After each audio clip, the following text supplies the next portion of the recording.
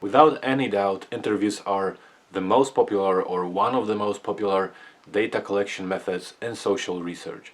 In fact, it's very difficult to even find a study that doesn't have interviews as at least one of the methods of data collection. And also they have been around for a while, so they are not an entirely new phenomenon. Although the term interview has not been coined until the 17th century, and the interview hasn't become an official research method for data collection, interviews have been around for thousands of years, in fact. It's believed, for example, that Socrates, one of the most famous philosophers in ancient Greece, used interviews to develop his worldviews in general. So he talked to many people, including the opponents of his philosophical views, and based on that he established his own views. And also another ancient Greek philosopher and historian interviewed the participants of the Peloponnesian Wars in order to write that history down. So just imagine how fascinating these interviews were, by the way. It's very important that you are very clear on advantages of this method and on how this method fits the aims of your study. So here in this video I prepared 9 main advantages of interview as a data collection method. So number 9 is that interviews will give you and your participants a very memorable and very pleasurable experience. Although this may not sound like a very academic argument for the use of this method, but I do believe in fact that it is a very important point.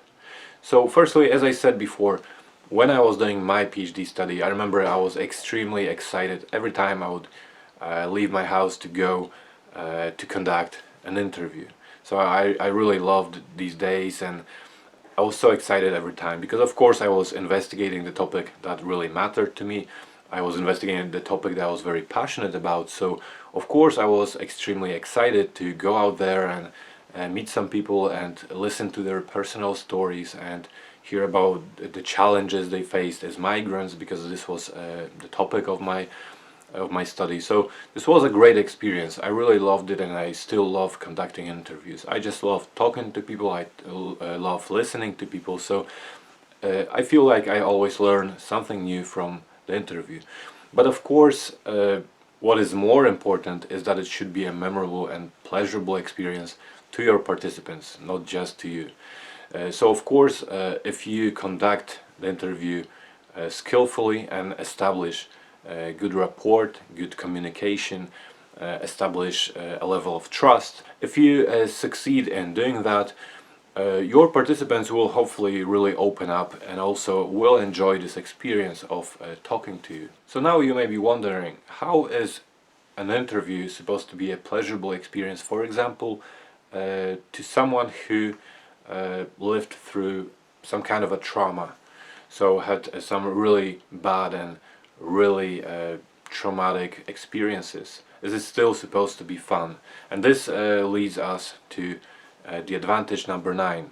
So interviews are actually very effective in investigating sensitive topics. Now of course, if you are conducting an interview with somebody who had some kind of traumatic experience, somebody who has been abused, or some other type of a very negative experience, of course I'm not saying this is supposed to be fun and it's going to be a fun experience for you and the interviewee.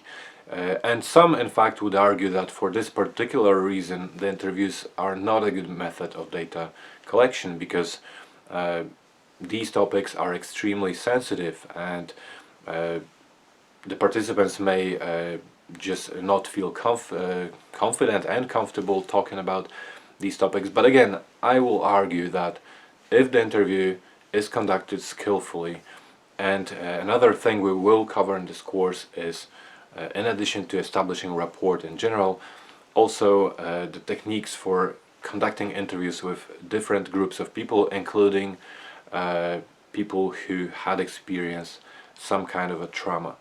So again, in this case I believe that these people are actually happier to share their experiences than if you ask them, for example, to fill in a questionnaire.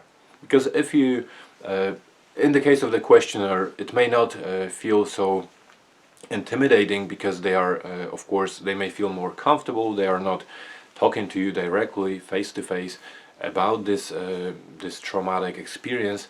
But on the other hand, they arguably will have this feeling that they are being reduced to a number. So they are just part of this large generalizable trend, and their personal story, their very personal experience will not really be heard. So I'm not sure this would encourage anyone to share this kind of problematic experience. But on the other hand, as I said, people like the sense that they are being listened to. They like the sense that somebody really cares for them and about what they have to say. So even these people who had such experiences, if the interview is conducted skillfully, I believe it may be a very big relief to them to share this experience. The advantage number 7 is that interviews will give you access to both verbal and non-verbal cues, as well as to emotions and behaviors. So in addition to listening to what the participants have to say, of course, as you are sitting there physically in that personal space with your interviewee, you will also be observing. So you'll be observing this person's behavior, body language. You may also have some indication of whether they feel comfortable or not comfortable discussing certain topics, which will also give you a lot of flexibility and an idea for how to manage that conversation. So how to get access to these personal stories if you, for example, feel that a given topic, a specific topic, is not something they really want to discuss. So maybe you will need to find a way around it. So all these observations during the interview, so again, in addition to just the content of what they have to say, which could be, for example, collected through diary entries or through questionnaires,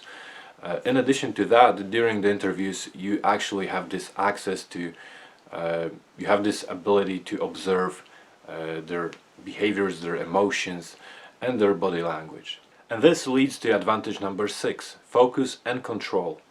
So as I said, you are there physically, and you are in control of the situation.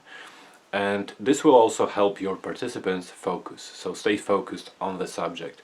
You are there, and if you feel that they are going too far or too much off topic, you can skillfully manipulate this conversation so that they come back to what interests you most. Also, very important here, and I will talk about it in this course, is not to simply interrupt your participants, not to tell them this is not relevant and you don't want to listen to it, because then you will probably affect this level of trust between you and the interviewee.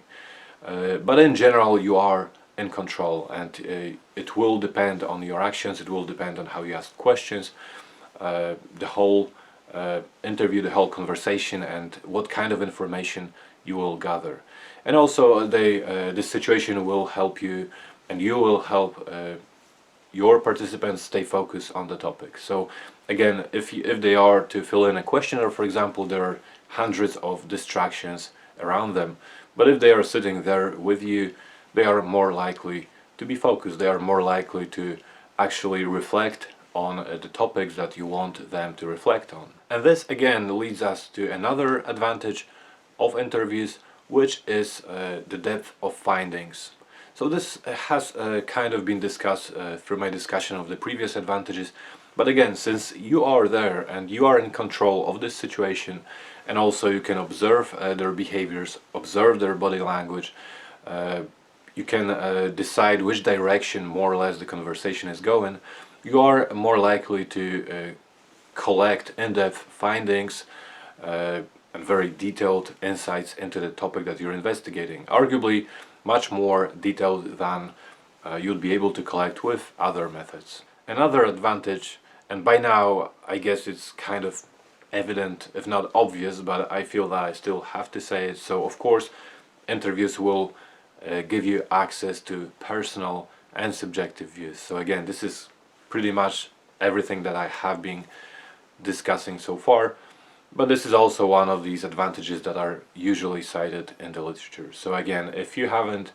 noticed, from what I have discussed so far, they will give you access to personal views. So they are simply an extremely effective and almost common sense method and common sense choice if you want to gain access to personal experiences. The next advantage is that interviews will help you collect accurate and valid data.